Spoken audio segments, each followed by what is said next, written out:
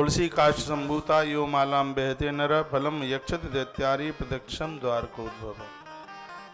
पूर्व में भी आपने पद्म पुराण में भी महात्म्य सुना है, जो व्यक्ति काष्ठ की तुलसी के बने दानों की माला अपने कंठ में पहनते हैं, उन्हें भगवान मुरारी नित्य घर पर रहते हुए भी द्वारका में वास करने का पुण्य प्रदानित करते हैं।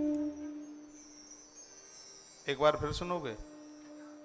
जो तुलसी धारण करते हैं कंठ में, वैष्णव धर्म को अपनाते हैं, लहसुन प्याज तक का खाने का परहेज करते हैं, लहसुन प्याज भी नहीं खाते, तो दिल्ली में रहते हुए भी द्वारका में ही रहने का पुण्य प्राप्त होता है। जिनके घर में तुलसी पूजी जाती है, कंठ में तुलसी पहनते हैं,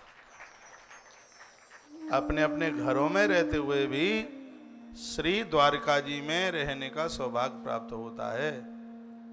इसलिए सब घटमल्ला डाल लो अपनी अपने गले में, ये परमिट है सनातन का।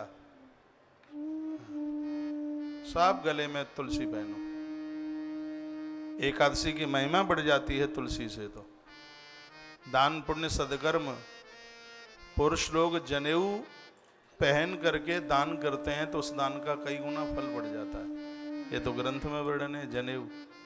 आजकल तो लोग विवाह के समय पर वैसे तो शेर जैसी पीठ लेके घूमते हैं, वैसे तो जनेऊ पहनते नहीं है, एक रेडीमेड जनेऊ डाल देते हैं विवाह के समय पर कोट के ऊपर, हमने देखा है। वैसे नहीं पहनते जनेऊ। जनेऊ की इतनी बड़ी महिमा है कि किया गया सदकर्म तत्काल 10 गुना हो जाता है। फिर कहते हैं ऐसा है बेटा वैसा है। संस्कार क्या दे रहे हैं? पापा जनेऊ नहीं पहनता तो बेटा कहां से पहनेगा?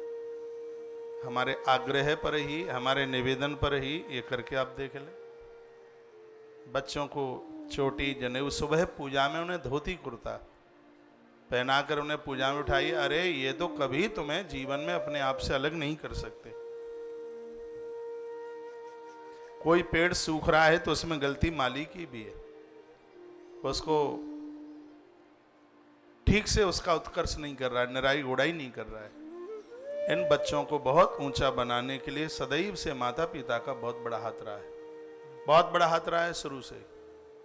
पर आपके पास तो टाइम ही नहीं है, समय ही नहीं है। पुरुष लोग जनेऊ पहनकर किए गए सदकर्म का बहुत बड़ा गुना फल प्राप्त कर लेते हैं। उसी प्रकार से तुलसी रुद्राक्ष धारण करने वाले लोग भी किए गए सदकर्म का अनंत गुना फल प्राप्त कर लेते हैं। इस श्लोक में यही लिखा है, तुलसी काष्ठ संभूता यो मालाम बहते नर। जो तुलसी काष्ठ की माला पहनते हैं, फलम यक्षत दैत्यारी, यहाँ देते हैं काम क्रोध लोभ मोह मद मत्सर, ये सब समाप्त हो जाते हैं। प्रत्यम द्वारकाद भवम, घर पर रहते हुए भी वो श्री द्वारका जी में रहने का पुण्य प्राप्त करते हैं। ऐसा वर्णन ग्रंथ में है।